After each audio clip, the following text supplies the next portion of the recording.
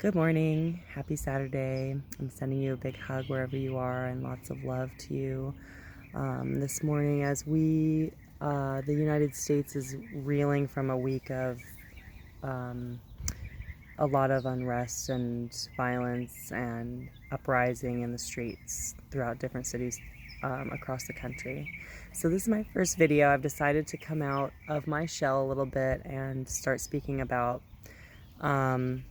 my perspective as a light worker in the starseed community that I've been a part of for many years, but I haven't really brought my own voice to the forefront. So this is the beginning of my YouTube channel, and if you enjoy the content I'm putting out and it speaks to you in some way, feel free to share, subscribe to the channel, and notify yourself for future videos by clicking the bell icon, and you can put on a notification.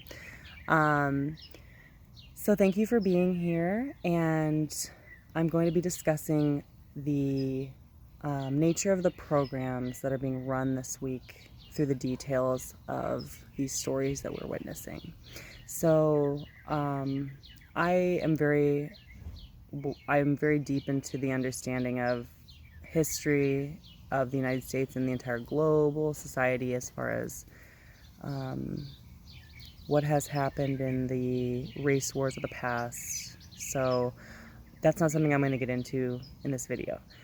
Our egos are reeling with processing the traumas of the kind of hate speech and what we're seeing of a polarity being ignited between the extreme left and the extreme right, as far as, you know, the leaders would like us to be following. They want us following a story narrative of a very deep divide and polarity. It works very well for many different parts of their agenda, but we're not going to really get into all that today. I want to discuss the coding itself, the program itself, within the names involved within this most recent story that has been the main trigger, the big trigger. So there were some other police brutality incidents this month that also sort of piggyback on this issue, but the main story really is between this is about this man George Floyd, who was murdered, right? So this happened in Minneapolis, that a white police officer was kneeling on this black man's throat and suffocated and murdered him seemingly unprovoked, and this was videotaped and spread around. So the details in this case, the names in this case, are going to be said over and over and over and over again through all sorts of different channels, right? It's going to be the main talking point surrounding the unrest that follows it. And I want to talk about what these names trigger within our psyche, because these triggers go to such a subconscious level. They invoke vibrational experiences that our soul has gone throughout many reincarnation cycles and many lifetimes. So when these codes are presented, they're triggering things at such a level of our energetic field that it's difficult to even conceptualize how much these triggers affect. Excuse me, that cough is not related to COVID, so don't worry.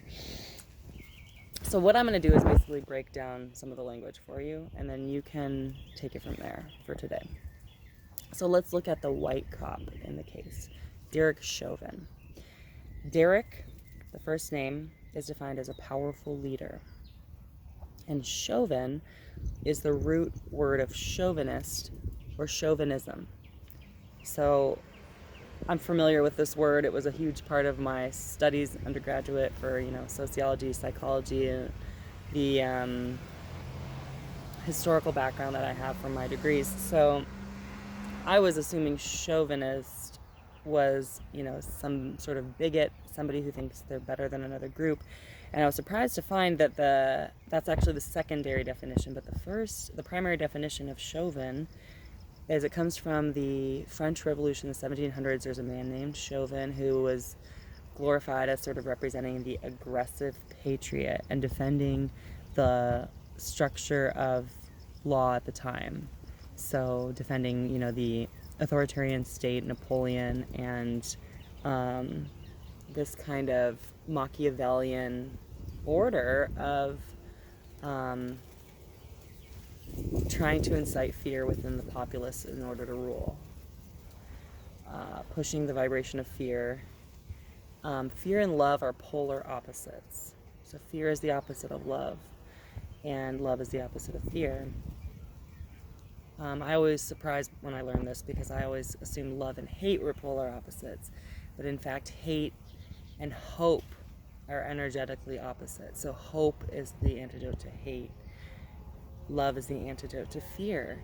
And in Machiavelli, the prince, the ideal is to be loved and feared. So the ideal is to hold both polarities of control over the population in order to have full control. If you can hijack both polarities, if you can hijack both vibrations, the vibration of fear and the vibration of love, which are the lower and the higher frequency presentations of the same energy, you have the full control. You own the narrative. So we have been seeing this sort of power structures play out in the last several centuries in this exact way. And at times of sort of peace within certain areas, you know, we've considered America to be somewhat peaceful if you don't consider certain, you know, subsets of society like Chicago and areas where they do have sort of nonstop violence. Many of the cities in America have been considered relatively safe before this week. So you have a situation where people are working to come together in love in order to combat the fear that's being thrust upon us. But the fear has its own viral energy as well. So both of these polarities are erupting for us at the moment. So I'm going to label Derek Chauvin as the divider character in this situation. He is,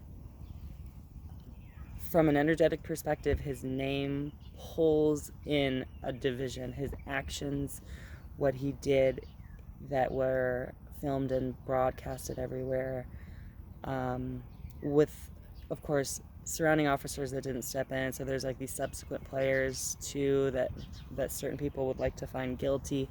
You have big media influencers coming out and making a lot of commentary about these different events. I heard Cornel West, who's a famous activist, Harvard professor, I believe, he was speaking this week that this was a lynching, that this white cop, what he did to this black man is a lynching, and that it's demonstrating the failed experiment, which is the United States of America's, you know, supposed democracy and ability to hold freedom as some sort of ideal in this way. So this piggybacks upon all of the triggering when you watch these different leaders. I'm not saying that they shouldn't be doing this, and I'm not saying that there isn't a place for all of this to be needed. It is needed in order for energies to transmute and be alchemized. They do have to play out in the third dimensional reality of our existence, in the physical reality. So we physically have to go through these types of events and play it all out. So I'm not saying there's something wrong with all of that, but what I'm trying to point back to is where the programs are being run. Because if we are sort of a computer system, if you will, our energetic field, we're able to run programs through our psychic, our conscious awareness. The program gets put into the mind, to the subconscious mind, and carried through actually many lifetimes.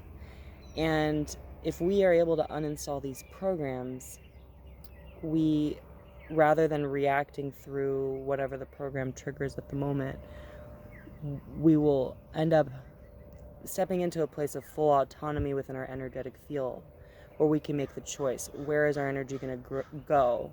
Which program are we going to run? How are we going to allow our energy to be siphoned off in a way that we find a productive end will come, or in a way that it won't, I suppose.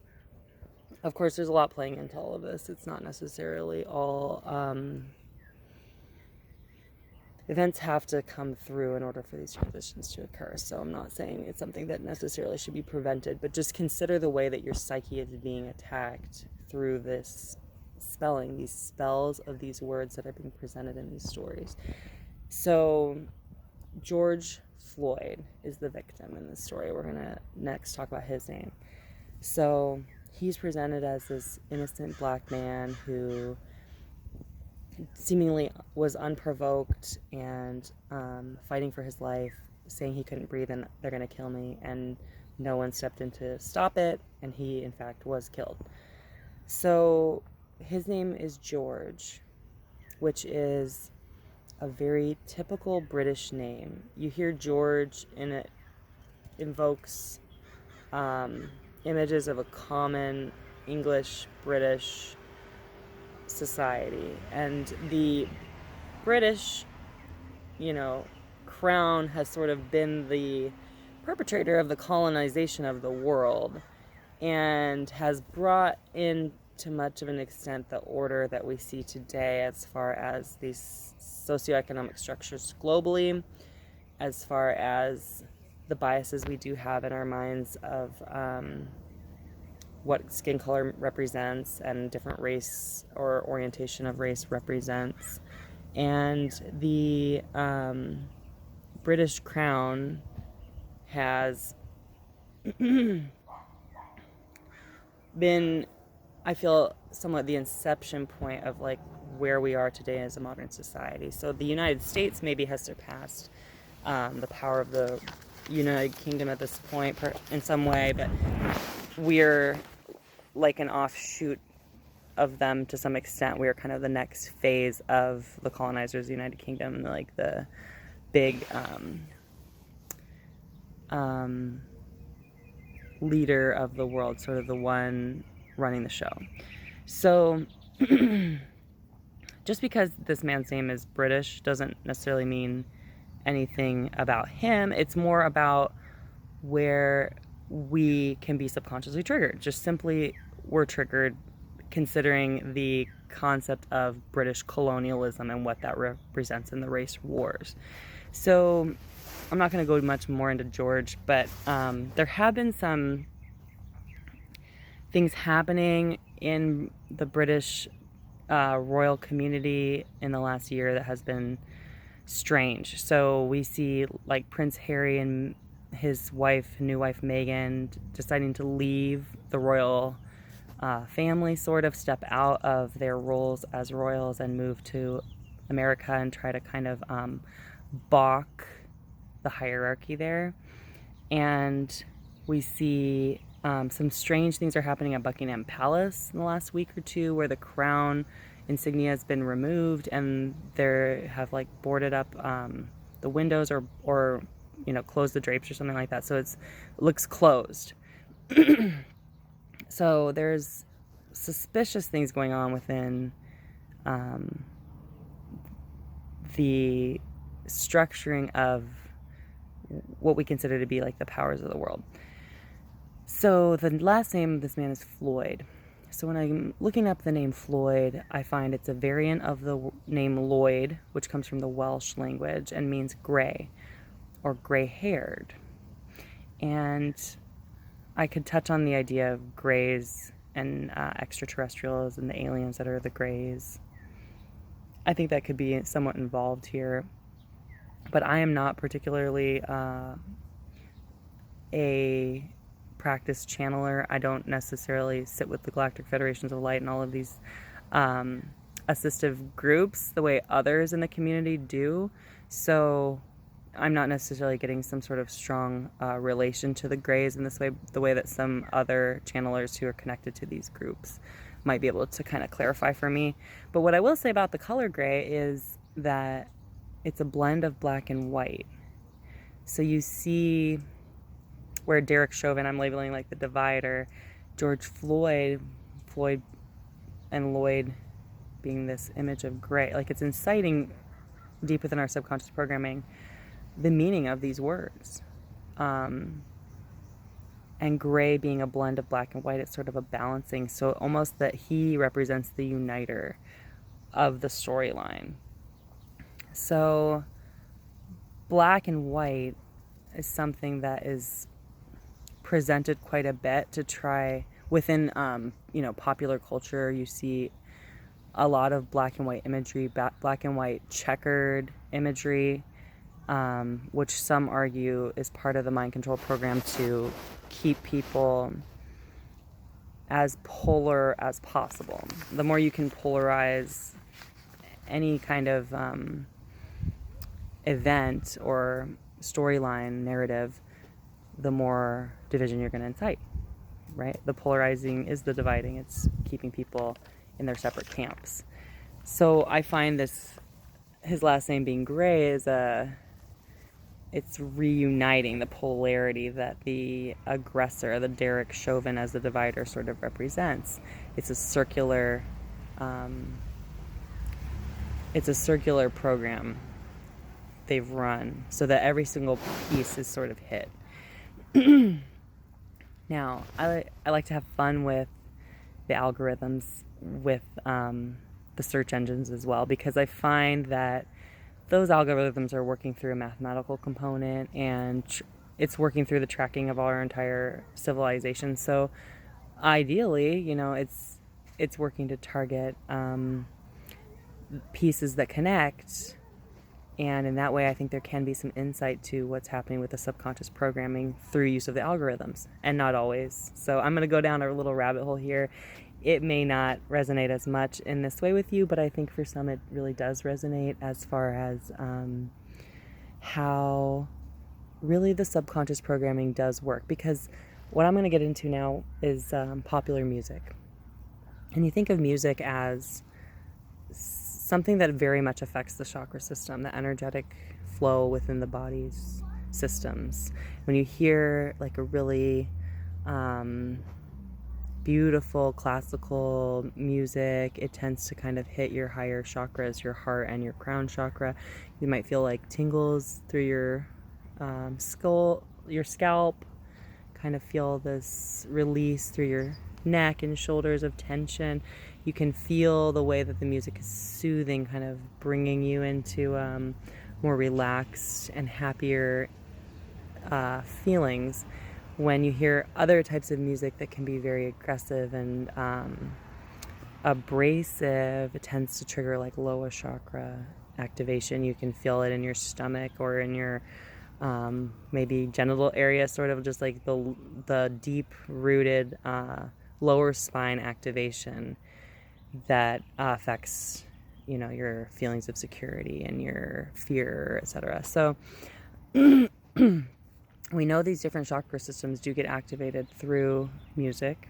And when you have popular music that is put out, that is consumed by the masses for decades, those emotional lines are implanted. So I'm not saying that necessarily the musicians are part of some huge mind control agenda. Some people believe that, and it may be true to some extent. But what I am saying that is for sure true is that the imprint of the music has affected the energetic system, the chakra system within the body, and that memory storage is available if someone later would come along to trigger the memory storage and bring out whatever the vibrational sort of imprint of that message has within the energetic memory field. I hope that that's making sense. So the algorithm is taking me to Pink Floyd, George Floyd, Pink Floyd.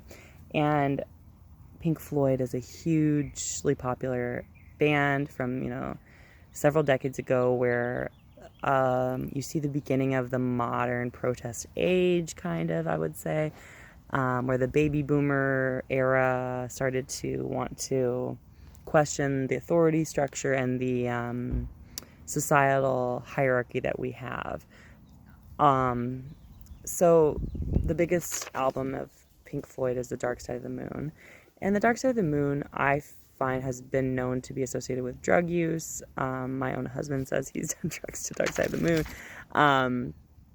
A lot of people have been influenced in this way while the energetic imprint is going on within their psyche. So the vibrational effects from this one particular album, I think, can be very widespread and can mean a lot of things to a lot of different people. But when you start to break down the programming within the album and the tracks, it's interesting to see the parallels of this storyline that we are seeing play out for the unrest of this racially charged storyline. So the chakras work within a color structure as well, the color systems, and I'm not going to get too deep into that today, but the colors work along with the other, the colors carry a vibration too. So the music's carrying a vibration, the messages are carrying a vibration, the names of the characters in the story are carrying a vibration, and the colors are carrying a vibration. This vibration is what essentially is being hijacked in order to fit different people's narratives in whichever way it's going to progress their agenda. So there's lots of agendas going on simultaneously. I'm not saying it's necessarily just this one agenda that's playing out so beautifully and perfectly for everyone, because it's not. But the vibrational components are there for people who understand vibration to be able to use to their advantage. So the 9 tracks on Dark Side of the Moon. I'm going to drink my little coffee. Don't you love this little cup? This is from D. Collins Pottery. They're out of Carlsbad in San Diego, and they make beautiful handmade pottery that I absolutely love. And I enjoy my coffee in every single day. Okay, so we're going to get on to the songs. The first song of the tracks is, there's 9 tracks on the album. The first track is Speak to Me, Breathe. So this is a perfect first one because the man who was killed, George Floyd, was saying, I can't breathe. And that has been the cry from many of the demonstrators with signs saying, I can't breathe. And of course, he was suffocated by the black policeman and killed. So breath is the life force. Speaking is the manifestation of the consciousness bringing into play what our entire reality is unfolding as. The breath and the speech. I'm talking in this whole video about spells, spelling, and how these speech, the words that are used, are the magic. They are the programming. They are the source. Breath is the source energy of life. The words that are used, this is why we say God is the word, right? The words are the vibration. They are the manifestation. They're the creation. The breath and the speech, they go together. Can't speak if you can't breathe. That even somebody was somehow attacking the victim. I saw this headline where he's like, if he can say I can't breathe, then he can breathe. That's how intertwined the speech and the breath are. We know that this is the source coming from the throat chakra. So what does I can't breathe evoke beyond just this narrative? We think of suffocation from the virus. The coronavirus attacks the lungs. The patients that are dying or getting treatment in the ICUs and in critical condition are suffocating. They can't breathe. We think of the mask we have to wear. It obstructs our breath. In fact, it's there so that we don't breathe in the virus. That's the idea of it as a protection device, right? It is obstructing our ability to speak and our ability to breathe. So it's a bit of a suffocation device, even though it's not going to suffocate you to death, maybe, unless you have some sort of underlying breathing issue. But it's a symbol in that way. We think of the police state that has been enacted since this virus took place. The martial law that we're sort of under as far as don't leave your home and you're not allowed to go to a lot of different places in our towns, sort of making us feel like we can't breathe. And we think of the system of poverty and the economic disillusion that we're witnessing as a result of the measures against the virus, making people feel financially like they can't breathe. So this is huge, this hijacking of breath, quite literally, but also figuratively, metaphorically, that we are all experiencing. And the last piece I think about the breathing is what we're witnessing from the planet. The planet seems to be able to breathe more easily without all of the human action going on, right? Without all of the planes flying and all of the cars driving. We're seeing a clearing within the planet. The planet is able to seemingly breathe more easily while we are suffocating throughout the kind of human experience of the planet. So that's a funny polarity. Anyway, I want to move on to the rest of the tracks, which is number 2 is On the Run. Number 3 is Time, which we know is a construct and is a vibrational energy that can be hijacked as well. We're not going to get too deep into that. Number 4 is 4 minutes and 44 seconds. So we have the 4444 programming, and it's called The Great Gig in the Sky. I think that kind of speaks for itself as far as the symbolism and programming going on with that track. So number 5 is Money, and money is always at play, but we're witnessing a huge wealth transfer and a energy harvest as a result. So money represents energy transfer, and it's hijacked in a way that there's an imbalance within our society of the way certain individuals, certain groups can harvest energy of other groups in sort of a slave orientation, and sort of in this system that's been set up in a way of global slavery, many people argue. And of course, the history of the literal black slaves and the white owners in the United States history is triggering all of this in this lower level narrative. But when you consider the overarching system of slavery that's not, it's somewhat is race related, somewhat is not race related. The money system, that's the shackles kind of involved with this slave system, if you will. And there's going to be a major restructuring of the money system coming up in the next decade, and we're preparing for that. So number 6 is called Us and Them. And so I'm glad it's not us versus them, us and them, which I think plays well into this division that we're seeing. Number 7 is Any Color You Like, which obviously has to do with race. Also, I think has to do with the chakras, the hijacking of the color vibrational systems that I was talking about. Number 8 is called Brain Damage, which I think is something that people are constantly talking about. Mental health, mental illness, brain damage from this or that. I mean, the insanity of our world and the way that these vibrations can trigger everyone into acting in certain ways that play out a specific narrative. It's like a brain damage program almost. It's like we are we're succumb to the brainwashing. It's essentially brainwashing, psychic attacks, psychological terrorism, sort of. It's a typical authoritarian playbook of psychologically tormenting your people. So we're witnessing that on a global level. And then number 9, the last track, is Eclipse. And I found that to be so beautiful, the way that it played out all of these tracks. Because this week, we're coming into there are going to be 3 eclipses, 3 lunar eclipses, the first week of June here in 2020.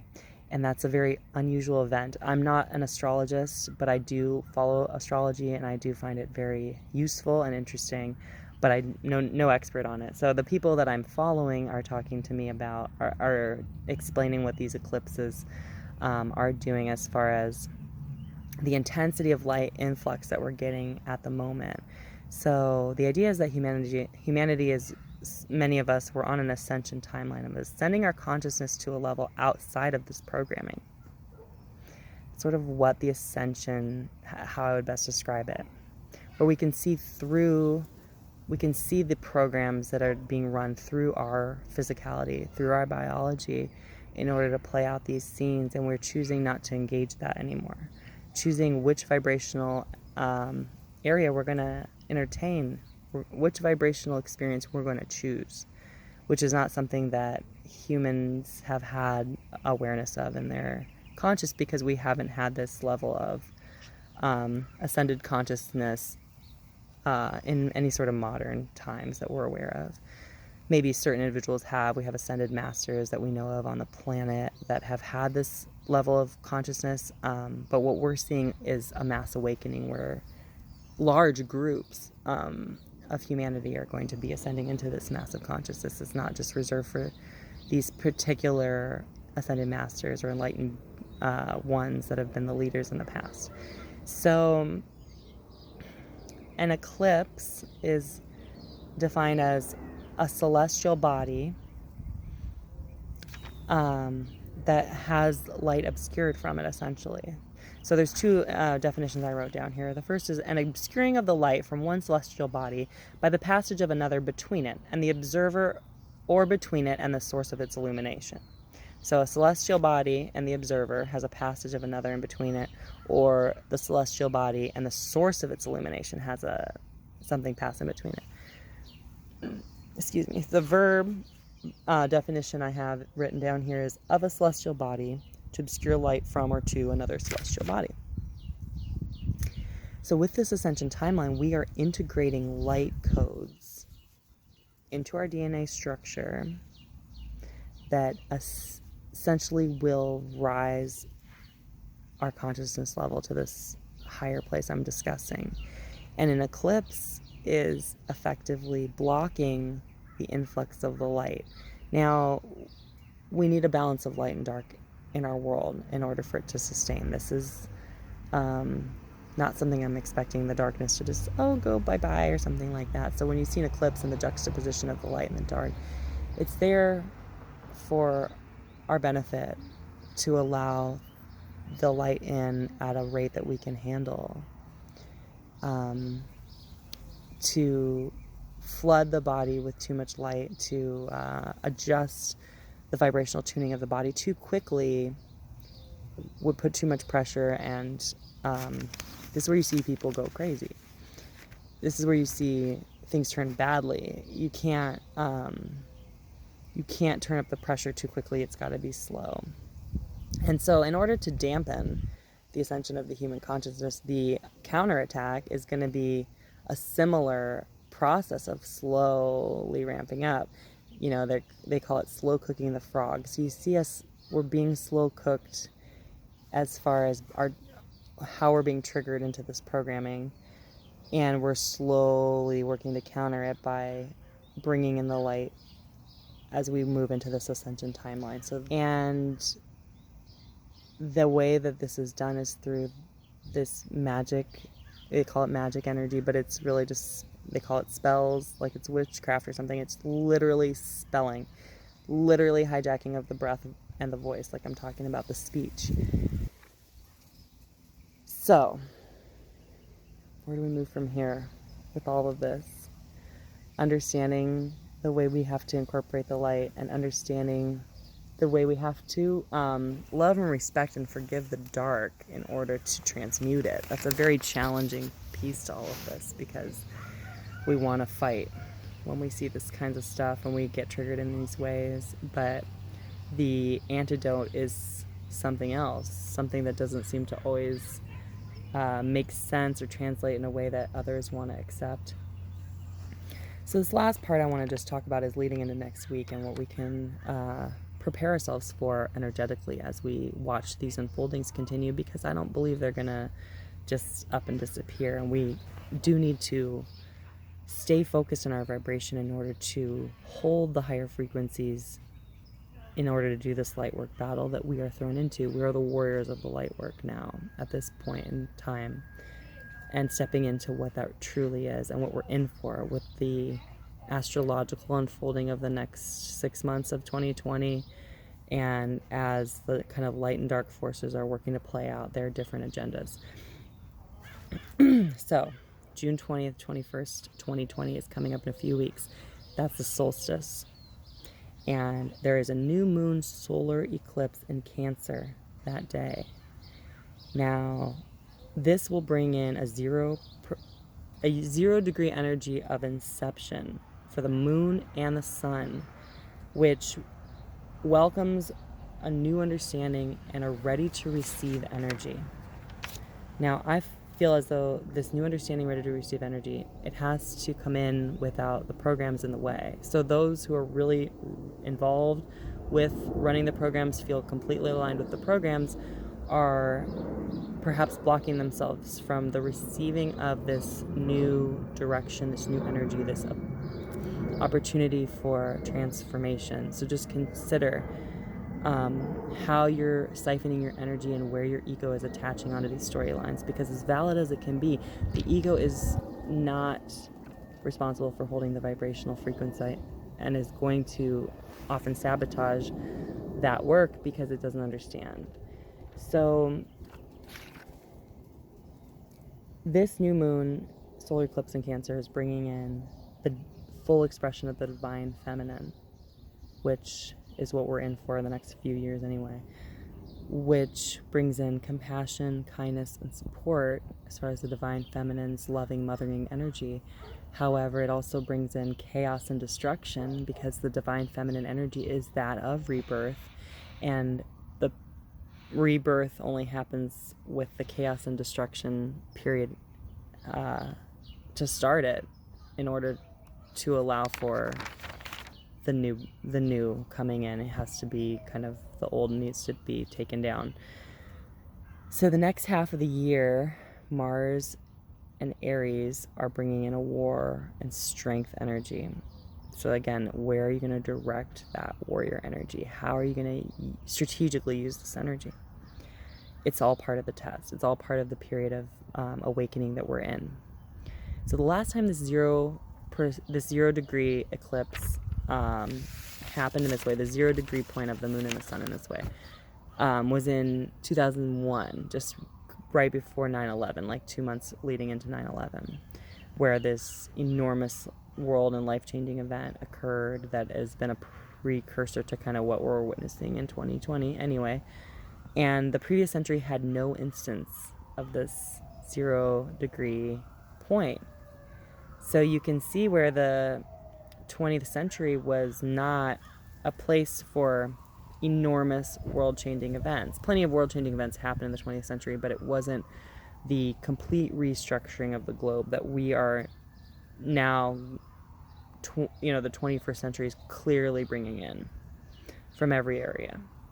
So we had this happen in 2001, we're having this happen again, and it's going to piggyback on the energy from 2001. So the amount of retrogrades that are starting for the summer too are kind of over the top. So this period is a chance to check in deep within yourself. What programs are you running? How is the language you're using triggering the programs that you're allowing to be run?